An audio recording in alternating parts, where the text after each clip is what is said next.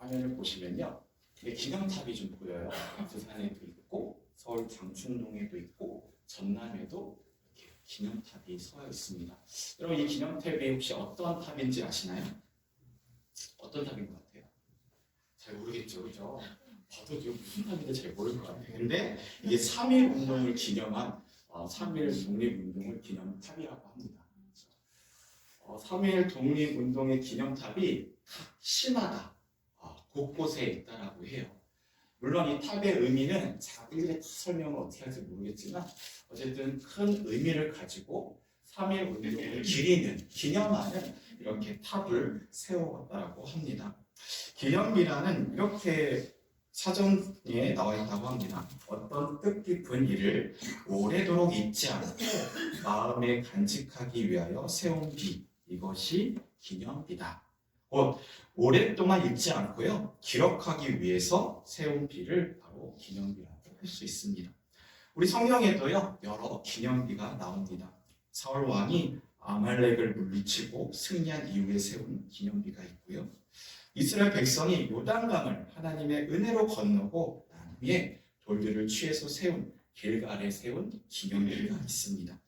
또 오늘 본문에 나오는 사무엘이 블레셋과의 싸움에서 승리하고 난 이후에 세운 에벤에셀의 기념비가 있습니다. 여러분, 에벤에셀은 여러분 너무나 잘 아실 거예요, 그렇죠? 우리가 하나님께서 여기까지 우리를 도와주셨다라는 뜻이 에벤에셀입니다. 저는 이 에벤에셀을 처음 어디서 정확하게 들었냐면 광고를 통해서 들었어요.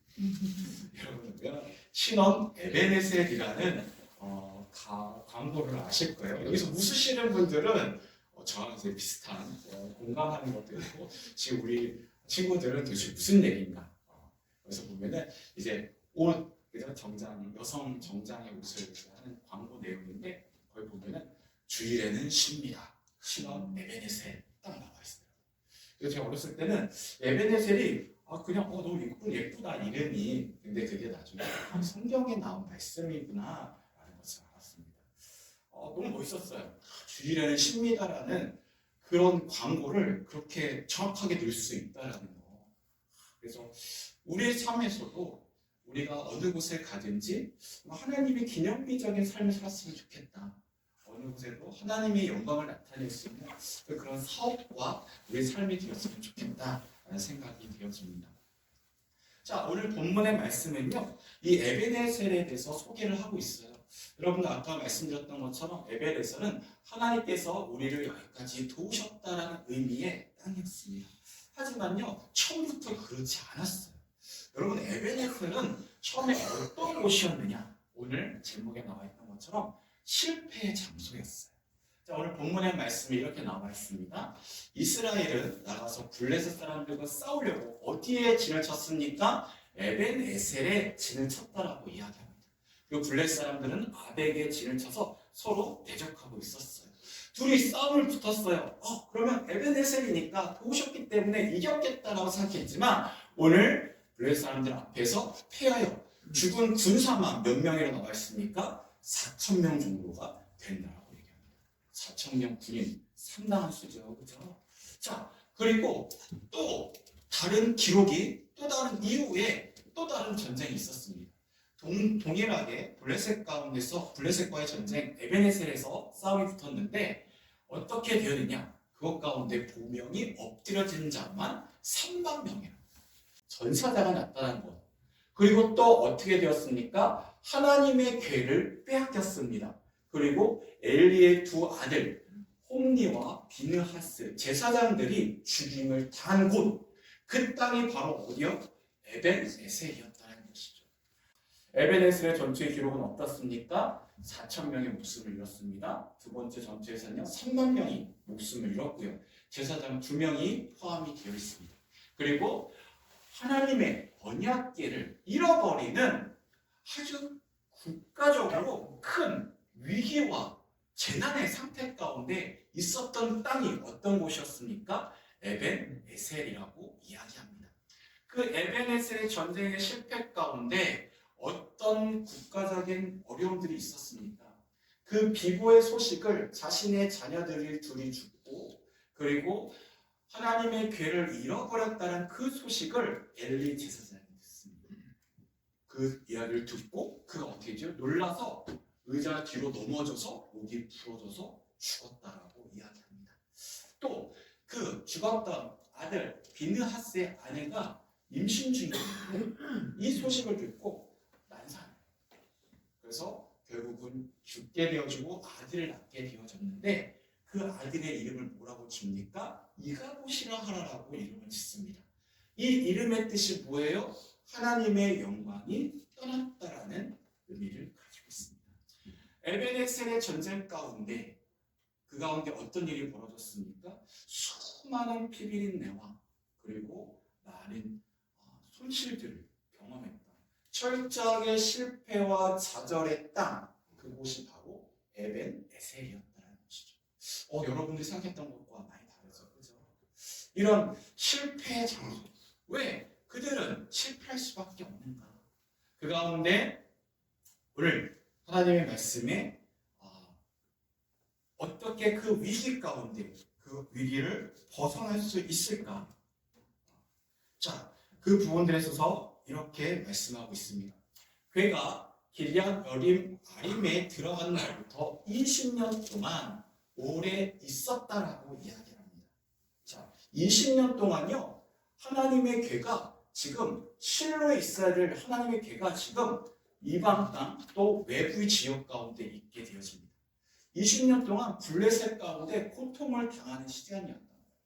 그 어려움의 시간 가운데 이스라엘 백성들이 어떻게 되었습니까? 온 족속이 여호와를 사모하게 되었다라고 이야기합니다. 자, 여러분들 이 여호와를 사모했다라는 표현을 이렇게 나와 있지만 현대인 성경에는 뭐라고 나오냐면 슬퍼하며 여호와를 찾았다라고 표현하고 있습니다. 저 사모라는 단어는 히브리의 나하라고 하는데요. 뜻은 신음하다, 울부짖다, 슬퍼하다라는 뜻을 가지고 있다고 합니다. 곧 어떻습니까? 그들이 하나님을 사모하는 마음으로 현실의 삶 속에서 슬퍼하며 하나님께 울부짖었다라고 이야기합니다. 자, 여러분들 이스라엘 백성들의 이 패배 사건, 이 실패 사건이 왜 벌어졌습니까? 그들이 무기가 부족해서 또 군사력이 부족해서 그럴 수도 있을 것 같아요. 그런데 그들의 실패 가운데 정말 중요했던 건 뭐냐면 하나님이 그들과 함께하지 않았다는 거예요. 자, 여러분들 하나님이 전쟁 가운데 그들이 먼저 에벤에셀에서 전쟁을 시작합니다. 그 전쟁에서 실패를 합니다. 4,000명을 잃습니다. 그리고 나서 그들이 어떻게 생각을 하냐면 이런 생각을 해요. 야, 우리가 왜 졌을까? 이 원인이 무엇일까 생각하니까 우리가 하나님이 우리 함께하지 않는 것 같아. 그러니까 하나님의 계를 우리가 실로에 있는 하나님의 계를 가지고 우리가 에벤에셀 전쟁터에 나가자. 그러면 하나님께서 반드시 우리를 도와주실 거야. 그 기대감을 가지고 그들이 전쟁터에 하나님의 계를 가지고 나아갑니다. 그리고 제사장들도 나아가는 것이죠. 그들은 그 가운데서 하나님의 이름으로 어떻게 해요? 기세가 등등해져. 블레셋 사람들이 여호와의 계가 들어오고 그 이스라엘 백성들의 기세가 등등한 모습을 들고 그들이 두려워합니다. 하나님이라는 그 여호와는 과거 이집트를 출애굽해서 종살이했던 이스라엘 백성들을 끄집어내서 광야 가운데 그리고 지금 있는 이 가나안 땅으로 승리해서 이스라엘 백성들을 인도했던 그 위대한 신이야. 야, 우리가 이제 여기서 질 수도 있겠구나. 야, 우리가 이스라엘 백성들에게 종이 될 바에 자기 목숨을 바쳐 싸우자. 그래서 블레셋이 긴가민가한 싸움들을 시작했다라는 거예요. 근데 이 싸움에서 어떻게 돼요? 3만 명을 죽임을 당하는 이스라엘 백성들이. 뭐가 문제였을까요? 하나님의 괴가 갔어요. 제사장도 가서 그곳에서 예배를 드렸겠죠. 그런데 그 전쟁은 왜 실패할 수밖에 없었을까요? 그 전쟁은요, 무엇이 문제였느냐? 하나님을 하나님으로 섬기는 것이 아니라 하나님됨을 인정하는 것이 아니라 하나님을 나의 삶 속에 나의 성공과 나의 만족과 나의 정욕을 채우기 위해서 하나님을 끌어다 들었다. 하나님은요, 그들에게 있어서 하나님을 내지 아니었고 그들의 삶 속에 나의 수단, 나의 만족을 위해서 사용되었던 하나의 도구에 불과했다는 거죠. 하나님 이것들에 대해서 하나님께서 기뻐하지 않았습니다. 그것건데 하나님께서는 철저하게 침묵하셨습니다. 결국 그 안에서 죽임을 당하고 전 국가, 이스라엘 국가의 가장 큰 위기, 결국 20년 동안 블레셋 가운데 그들은 실패의 삶을 살아가기 시작했다는 것이죠. 하나님께서 블레셋의 용맹보다 그들의 신보다 약했기 때문입니까? 아니라는 것이죠. 여러분, 블레셋이 빼앗은 그 하나님의 궤를 어디로 갖고 왔다고 했습니까? 아스토스. 그리고 그곳에서 다곤 신을 섬기는 그곳 가운데 신상 옆에다가 두었어요. 하나님의 궤를. 그런데 어떤 일이 벌어졌어요? 다곤 신상이 엎어졌어요. 그 하나님의 궤 앞에서 엎어져서 땅바닥에 뒹굴고 있었다라고 사무엘상 5장에는 기록하고 있습니다. 그것이 두려워서 그들은 그 하나님의 궤를 다른 곳으로 보내게 되죠. 문제가 하나님의 문제십니까? 아니죠. 하나님은 여전히 우리에게 있어서 하나님이 되어주십니다. 그런데 하나님을 나의 자신의 목적과 도구와 수단으로 쓰기 시작했었을 때 그것은 죄악이 되어지고요. 결국 하나님께서는 그 가운데 일하지 아니하신다라고 말씀하고 있습니다. 우리는 어떻습니까? 우리의 신앙의 모습은 우리는 하나님을 예배하고 봉사하고 하나님께 기도합니다. 하지만 우리의 신앙 가운데 그 끝은 무엇을 향하고 있습니까? 하나님께서 나의 주님이심을 인정하지만 여전히 나의 만족과 나의 성공을 위해서 하나님 앞에 구하고 있진 않습니까? 하나님을 이용하고 있진 않습니까? 결국 그 자리엔 어떻습니까? 오늘 이가봇 어떻습니까? 하나님의 영광은 떠나가게 될 것이고요. 실패와 좌절만을 경험하게 될 것입니다. 그렇게 20년 동안을 블레셋의 어려움, 괴롭힘을 당하게 되어지는 거예요. 그 가운데 어떤 변화가 생겼습니까? 20년 동안 고생해 보니까 과거 우리의 조상을 이끌어내셨던 그 하나님을 찾기 시작했다는 것이죠. 이것이 정말 이 삶이 더 이상 견딜 수가 없는 거예요. 의지할 분 한 분은 결국은 이것도 의지해보고 저것도 의지해봤더니 하나님밖에 의지할 게 없다는 것을 깨닫기 시작한 것이죠. 그리고 그는 하나님 앞에 부르짖기 시작했다고 이야기합니다. 그 가운데 하나님께서는 하나님의 일을 다시금 시작하기 시작했다는 것이죠.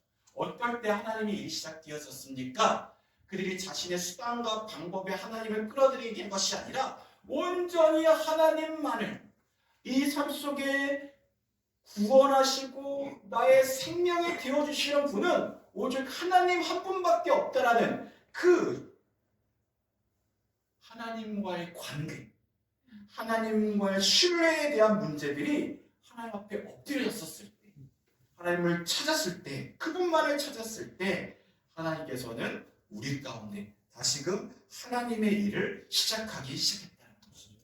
자, 그럼 우리가 울부짖기만 하면은, 우리가 슬퍼하기만 하면 하나님께서 일하십니까? 아니에요. 그렇지 않습니다. 오늘 이를 위해서 사무엘이 이제 그들에게 모이게 합니다. 미스바 가운데. 그래서 우리가 이것을 미스바 회개운동, 미스바 영적 대각성 운동이라고 이야기를 하는데요. 이런 그렇게 얘기합니다. 너희들이 전심으로 여호와께 돌아오려거든. 야, 너희들이 그냥 세상적으로 그냥 너희들 만족을 위해서 찾아서는 하나님 절대 오실 수 없어. 너희들이 하나님 앞에 온전히 돌아오려고 하면 어떻게 해야 돼? 먼저 우리 안에 있는 우상을 없애라고 이야기합니다. 여러분들, 제가 지금 계속 반복해서 지금 이 말씀들을 하고 있어요. 지난주엔 뭐에 대해서 얘기했습니까? 기드온에 대해서 얘기했어요. 그렇죠? 기드온, 아말렉 족속 가운데 추수할 때만 되면 찾아와가지고 모든 곡식을 뺏어갑니다. 그것이 두려워서 기드온이 어디서 타작을 해요? 포도주 틀에서 타작을 합니다. 그 포도주 틀은 어떤 장소였습니까? 실패의 장소였다는 것이죠. 그 가운데 하나님께서 찾아오셔서 큰 용사여 라고 말씀하십니다. 내가 너를 한 사람 이기듯이 아말렉을 이기게끔 하겠다라고 말씀하십니다. 그 가운데 어떤 일을 하라고 말씀하십니까? 네 집안에 있는 우상을 다 부셔버려라 라고 말씀합니다. 우리가 하나님 앞에 돌아오게 하기 위해서, 하나님께서 하나님의 되심을 우리가 경험하기 위해서 가장 필요한 것이 무엇입니까?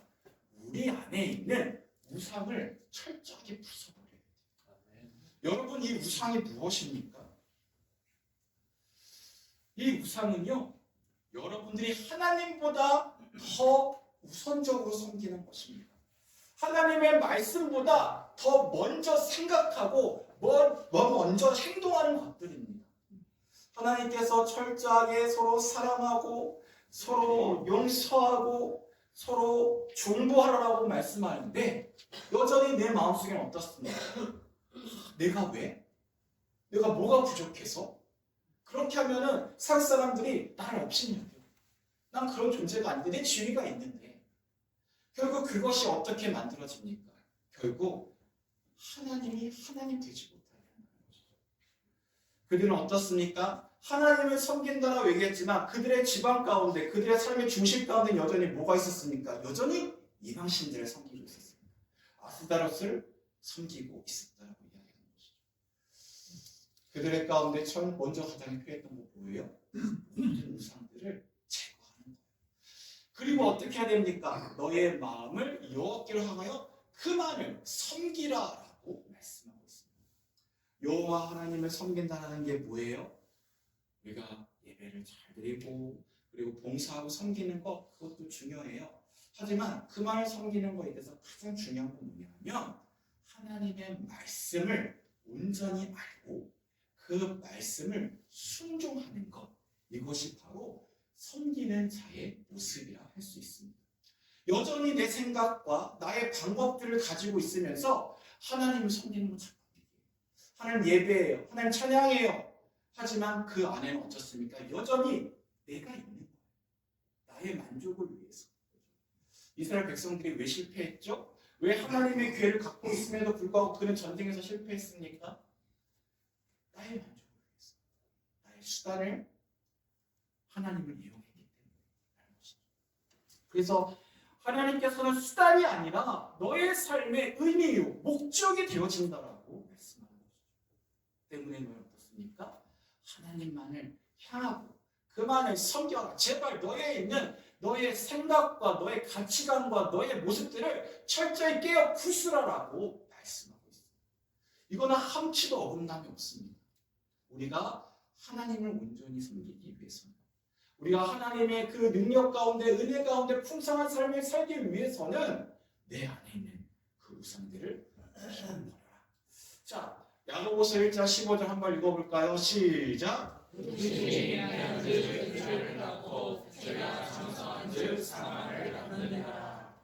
여러분, 사망이 왜 온다고 얘기하고 있습니까? 주변의 환경이요? 아니에요. 여러분 안에 있는 욕심, 여러분만을 위한, 여러분을 중심적인 그 생각과 마음의 상태가 여러분의 삶 속에 죄를 낳게 되어져. 그 죄가 자라게 되어져. 결국 그 죄 가운데 여러분들이 사로잡혀서 결국 죽음에 이르게 되어진다라고 야고보서에 말씀하고 있습니다. 우리는 이 부분에서 철저하게 하나님 앞에 내려놓고 나 자신을 포기하는 그 일들을 감당해야 된다는 것이죠. 두 번째, 무엇입니까? 전심으로 여호와께 돌아오려거든 자신의 죄를 인정해야 되는 거예요. 이것도 같은 이야기지만 더욱더 구체적인 거죠. 내 안에 있는 우상을 깨어 부시는 것, 그것에 대해서 철저하게 마음가짐은 무엇입니까? 자신의 죄를 인정하는 것입니다.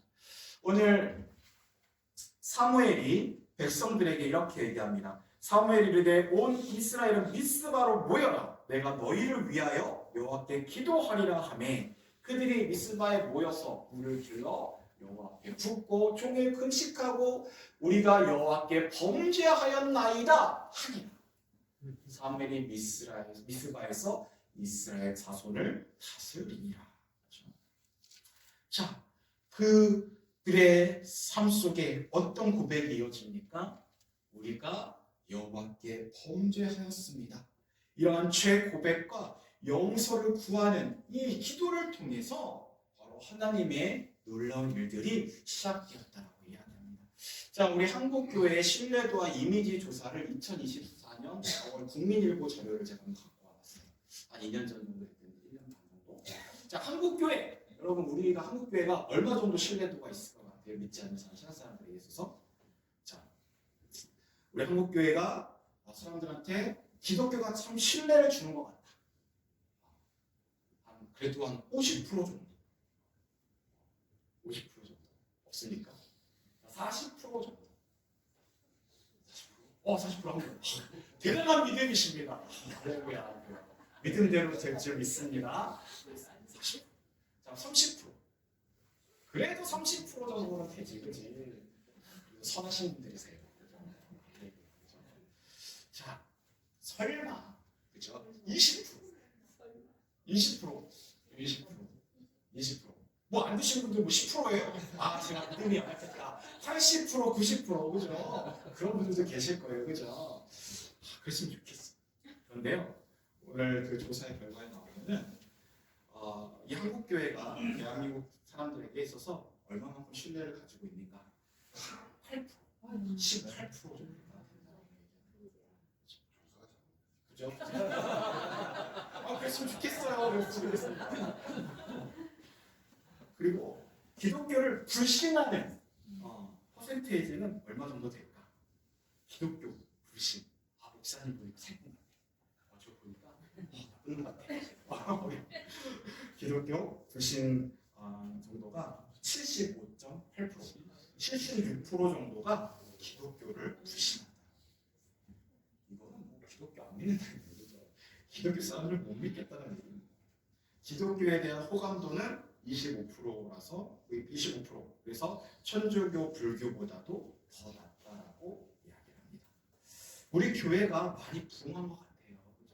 양적으로 많이 성장했고 또 교회 곳곳에 큰 교회들이 있습니다. 그런데요, 문제는 뭐냐면 그 후유증을 너무 심하게 앓고 있더라고요. 외적으로 팽창했지만 정말 우리는 성숙해져 있는가? 우리 90년대부터 그 교회 수가 감소하고 있대요. 그것도 급속도로. 그래서 근래에는 매년 1,500개의 교회가 세워지지만 매년 2,000개의 교회가 문을 닫습니다. 그럼 매년 어떻습니까? 500개의 교회가 사라지고 있는 거예요. 자, 이러한 위기 가운데 그러면 한국교회의 신뢰를 어떻게 회복할 수 있을 것인가? 라고 했을 때 대답. 어떤 대답이 가장 많았는가? 교회 지도자들의 윤리적인 삶이 필요하다. 50%. 저에게 목사님들이 회개해야 돼요. 목사님들이 신뢰를 주지 못하고 윤리적이지 못해서 회복해야 된다. 그 다음이 배타적이고 독선적인 언행을 자제해야 된다. 34%. 재정적인 투명성, 윤리적인 삶. 다 이런 이야기인 거예요. 뭐 교회가 신뢰를 얻기 위해서 더 봉사하고 더 많이 섬기고 더 착한 일하고 우리는 그럴 것 같죠? 이미 그 정도가 아니에요. 그거는 바라지도 않아. 우리가 회복하려면 어떻게 해? 아유, 좀 믿는 사람들이 좀 윤리적으로 좀 거짓말도 좀 안 했으면 좋겠고 좀 믿는 사람들처럼 좀 사십시오라고 우리 스스로도 이야기하는 거예요. 내가 봐도 내가 제대로 신앙생활 하는 것 같지 않아. 정직하지 않고 순종적이지 않아 라고 스스로도 그렇게 평가하고 있는 거예요. 이게 우리의 모습이라는 것이죠. 우리가 얼마나 정직하지 못합니까? 너무나 탐욕적이다라고 이야기되는 것입니다. 이것이 이미 데이터화 되었다는 거예요. 이미 우리는 영적으로 블레셋 가운데 참패를 당하고 있습니다. 우리가 블레셋이 20년 동안 블레셋 가운데 이스라엘 백성들이 거의 계속해서 종된 삶처럼 살았는데 지금 우리가 90년도부터 계속해서 이것들이 줄어들고 있다. 지금 20년, 30년이 넘어가고 있는 거예요. 그런데 문제는 뭐냐면 아직도 우리는 이것들을 인지하지 못해요. 여전히 이 정도면은 괜찮지, 이 정도면은 나름 잘하는 거지, 아니라니까요. 지금 우리는요, 영적으로 블레셋 가운데 완전히 점령당했어요. 아무것도 하지 못하는 무기력한 모습이라는 것이죠. 그냥 세상의 가치 가운데 끌려내는 그런 종된 자로서의 그냥 삶을 살아가고 있는 것이 우리의 모습입니다. 우리가 교회가 회복되기 위해서, 우리의 신앙이 회복되기 위해서 무엇이 필요합니까? 부흥되기 위해서는요, 성령의 강력한 능력입니까? 은사입니까? 재정적인 문제입니까? 아니라는 거예요. 우리에게 정말 참된 부흥을 위해서는 우리가 먼저 하나님 앞에 철저하게 엎드려야 된다는 것이죠. 다른 사람 말고요, 내가 먼저 하나님 앞에, 하나님, 제가 세상 가운데 하나님의 사람이지만 정직하지 못했고 가운데서 순종하지 못했던, 나의 만족을 위해 살았던 나의 모습이 있었습니다. 하나님, 저를 용서해달라는 이 간절한 죄의 고백이 있어야 된다는 거죠. 이를 통해서 어떻게 되어집니까? 그 죄의 구름이 걷히고 바로 하나님을 우리가 직접 대면하게 되어지는 것이죠.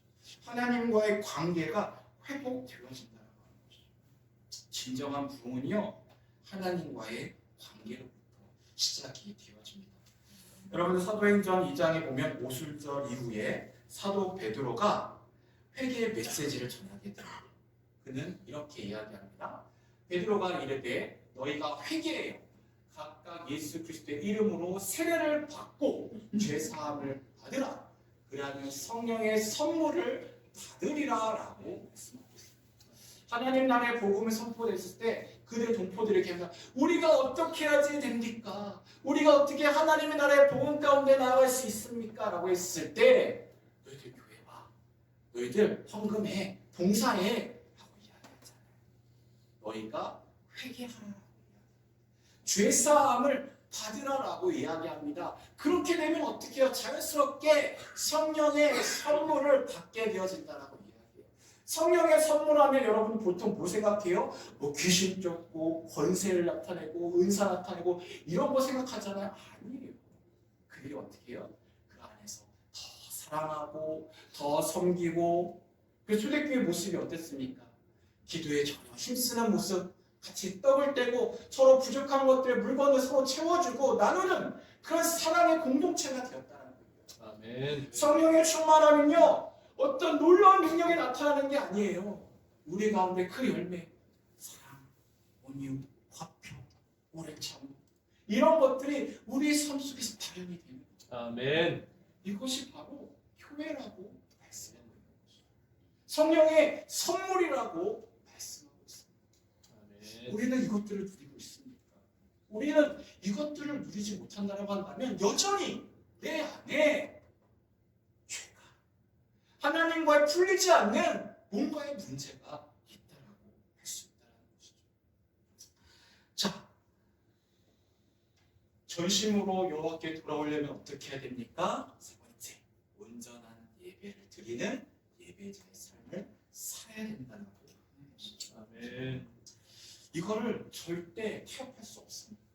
우리는요, 예배자로 먼저 하나님 앞에 서야 된다는 것이죠. 아멘.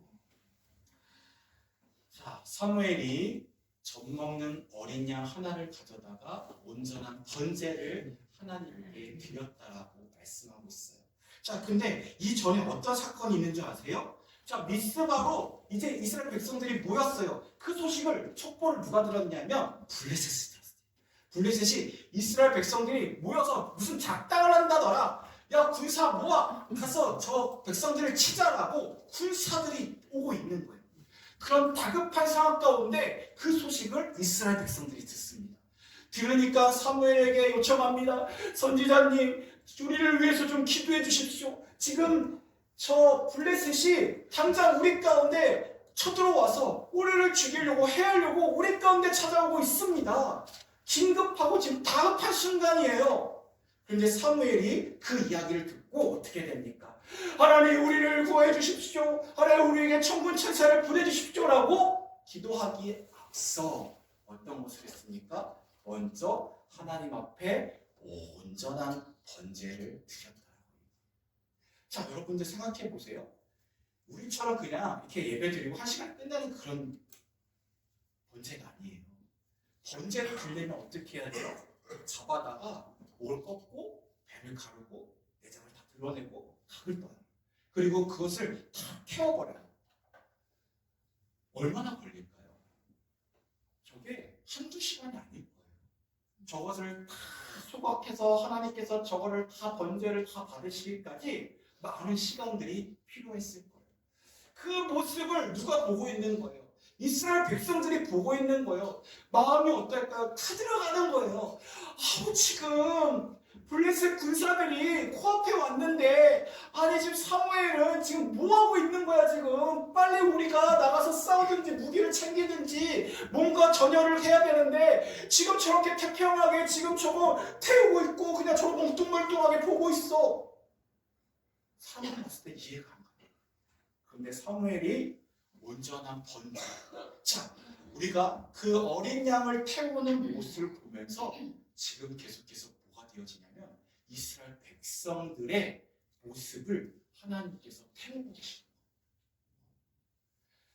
그동안 자기 생각과 임기응변적으로 우선적으로 문제가 생기면 먼저 그거 해결하려고 했던 그 삶의 행태에 대해서 사무엘은 너에게 가장 필요한 것이 무엇이냐?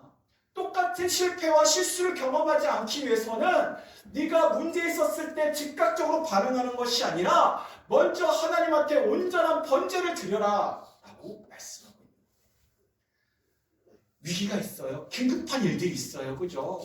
이 시간 가운데 긴급한 문제가 있었을 때 우리는 자연스럽게 내 생각과 과거의 경험들로 반응합니다. 그런데 어떻게 돼요? 똑같은 실패를 경험하게 되잖아요. 제가 일부러 거짓말 하겠습니까? 일부러 거짓말 하려고 하는 사람들은 별로 없을 거예요. 그런데 어떻게 해요? 뭔가 이렇게 핑계대고 임기응변하다 보면은 의도치 않게 내가 거짓말의 말이 나와. 실수의 말이 나와요. 그러면 그 거짓말 실수의 말을 다시금 포장하고 다시금 대변하려면 또 다른 거짓말이 나와요. 저도 그렇게 보면은 수없이 의도하지 않고 의도했고 의도하지 않았고 계속해서 정직하지 않은 모습들이 나옵니다. 왜 그럴까요? 내가 나의 과거의 경험들, 이세적인 사고들을 가지고 그것들을 해결해 보려고 하니까. 그럴 때 하나님께서는 말씀하십니다. 네가 하나님의 승리하심, 하나님의 역사심들을 경험하기 위해서는 그 위기의 순간 가운데 무엇을 하라고 얘기합니까? 너를 죽여야 돼. 너를 태워버려야 되라고 말씀하십니다. 온전한 번제, 너의 생각과 가치와 이런 사고관들을 철저하게 태워버리고 하나님의 뜻을 구하라라고 말씀하고 있는 것이죠. 로마서 12장 1절에 이렇게 말씀하십니다. 함께 읽어볼까요? 시작! 너희의 몸을 하나님이 기뻐하시는 거룩한 산제물로 드리라. 이는 너희가 드릴 영적 예배니라. 하나님께서 기뻐하시는 예배가 있다라고 말씀하고 있어요. 그것은 우리가 외식적이고 외형적인 예배도 중요하지만 우리의 뭐가 필요하대요? 영적 예배가 필요하다라고 말씀하죠. 주님께서도 말씀하시지 않았습니까? 예수님께서도 영과 진리로 예배하자. 주님께서는 하나님께서는 그 예배할 자를 찾고 계시다라고 말씀하고 계십니다. 그러면 영적인 예배가 도대체 뭐냐? 저렇게 얘기하고 있어요. 너의 몸을 하나님이 기뻐하시는 거룩한 산 제물로 드려라. 너를 산 제물로 드리래. 무서워라. 그죠? 산 제물로 드린다는 게 뭐예요? 여기 막 말타로 지져 막 얘기하는 거야. 안 그렇잖아요. 그죠? 여러분들을 내가 그동안 세상적인 방법들, 세상적으로 반응했던 모든 것들, 내 중심적인 사고들을 철저하게 내려주고 십자가의 모습을 받는 거예요. 그 모습 안에서 우리가 하나님 앞에 제물이 되어진다는 겁니다. 여러분들은 하나님께 무엇을 드리고 있습니까? 여러분의 물질이요? 여러분의 시간이요? 물론 그것도 중요해요. 하지만 정말 필요한 게 뭐예요? 여러분 자신을 하나님께 드릴 수 있어요. 하나님께서 이거를 너무나 기다리고 계신다. 아멘. 하나님이 이 일을 위해서 지금 20년 동안 사랑하는 이스라엘 백성들을, 여러분 보세요. 20년 동안 이스라엘 백성들이 고난을 당해요. 하나님 그거 그냥 손 딱 살짝 끼고 그래 너희들 어떻게 하나 보자 이러고 보고 계실 것 같아요. 얼마나 안타까워하실까. 야 너희들이 좀 정신 차렸으면 좋겠어. 너희들 그렇게 고난을 당하는데 야 너희들 그렇게 하면 안 되지 않냐? 우리 자녀들이 잘못된 길을 가면은 너무 속 터지잖아요. 근데 때가도 말을 안 듣는 거야. 그렇게 맞아도 어떻게 알고 달려도 방법이 없는 거예요. 얼마나 애 같을까요? 하나님께서 그런 애탄 마음으로 지금 우리를 지켜보고 계시다.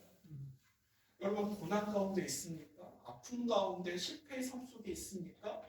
그 누구보다도 하나님께서 더 가슴 아파하신다는 거예요. 여러분들 이것들을 아셔요. 하나님의 마음을 아셔야 돼요. 그래 어떻게 되어집니까? 그들이 그 두려운 상황 가운데 떨고 있지만 사무엘은 하나님 앞에 온전한 번제를 드리고 있습니다. 오직 온전한 번제, 우리가 거룩한 산 제물이 되었을 때 우리가 하나님과의 관계가 회복되어지고 우리가 비로소 하나님께서 싸워 주신다라는 것을 사무엘은 알았기 때문인 것이죠. 아멘. 우리는요 세상 위기 가운데 세상을 바라보는 것이 아니라 그럴수록 더 어떻게 맞춰야 돼요? 하나님을 바라봐야 된다는 것이죠. 이렇게 하나님 앞에 온전한 예물로 제사로 주 옆에 나아갈 수 있어야 된다는 것이죠. 10절에 이렇게 나와 있습니다. 사무엘의 번제를 드릴 때에 블레 사람이 이스라엘과 싸우려고 가까이 오매. 자, 번제가 끝났어요? 안 끝났어요? 아직 안 끝났어요. 지금 싸울 준비가 되어 있어요? 안 돼 있어요. 이거는 싸우면 지는 게임이에요. 그런데 어떻게 되어져요? 하나님께서 직접 큰 우레를 발하여서 그들을 혼돈하게 만듭니다. 그리고 그들이 이스라엘 앞에서 철저하게 패배를 경험하게 됩니다. 아멘. 이스라엘 백성이 뭐 했어요? 한 거 없어요. 그냥 번제 안에서 그냥 사무엘 언제 끝나나 그러고만 지켜보고 있었어요. 그때 그 예배의 시간 가운데 하나님께서는 모든 상황을 승리로 이끌어 주셨다. 아멘. 그리고 그들은 어땠습니까? 이제는 그 용기를 얻어서 이제 나아가서 블레셋을 추격하기까지 합니다. 그리고 백갈 아래까지 이르러 그들을 쳤다라고 이야기합니다. 이거는 승리였어요. 그리고 그들은 블레셋으로부터 큰 회복을 경험하게 되어졌습니다. 그리고 세운 기념비가 무엇입니까? 바로 오늘 그곳 승리의 장소 에베네셀. 한번 읽어볼까요? 시작. 사무엘이 돌을 취하여 미스와 센 사이에 세워 이르되 여호와께서 여기까지 우리를 도우셨다 하고 그 이름을 에베네셀이라 하니라. 우리 아까 에베네셀은 어떤 곳이었습니까? 4,000명 3만 명 제사장을 잃고 여호와 하나님의 궤까지 잃어버리는, 그리고 결국은 20년 동안을 실패의 삶을 살 수밖에 없었던 그 저주의 장소였던 거예요. 그 저주의 장소가 지금 어떻게 되었습니까? 하나님께서 우리를 도우셨다라는 기념비를 세우는 승리의 장소가 되었다. 아멘. 우리 지난주에 포도주 틀에 대해서 이야기했습니다. 기도원의 포도주 틀에서 타작을 하고 있었어요. 그곳은 어떤 곳이었습니까? 철저히 실패의 장소였습니다. 하지만 하나님께서 기도를 통해서 그 아말렉 사람들을 한 사람 치듯이 하고 결국 그들의 방백을, 그들의 우두머리를 어디에서 죽입니까? 바로 포도주 틀에서 그 우두머리에 머리를 쳐버려요. 하나님께서는요, 우리가 실패하는 그 땅 가운데 하나님께서 함께 하시면, 하나님께서 우리 가운데 역사하실 때 그곳이 승리의 장소로 변화시켜 주시는 분이 바로 하나님이시다라고 말씀하고 있는 거죠. 아멘. 하나님은요, 우리의 삶을 역전시키시는 하나님이십니다. 아멘. 여러분, 계속해서 반복되는 그런 습관적인 실패들이 있지 않습니까? 무기력 가운데 있지 않습니까? 사장은요, 계속해서 우리를 속이고 있는 거예요. 너 그거밖에 안 돼. 너 그 정도밖에 못 뛰어. 너 그거 벗어나면 너 죽어. 우리가 하나님의 이름으로 나아갈 때 우리는 더 높이 날 수 있고 더 높이 뛸 수 있고 더 깊은 곳을 나갈 수 있습니다. 하나님께서는 왜? 우리를 지금도 우리를 도우시고 지키고 계시고 있다는 것이죠. 바로 여러분들의 가정이, 여러분의 직장이, 우리 교회가 바로 하나님의 승리의 장소인 에벤에셀의 장소가 되어야 된다는 것이죠.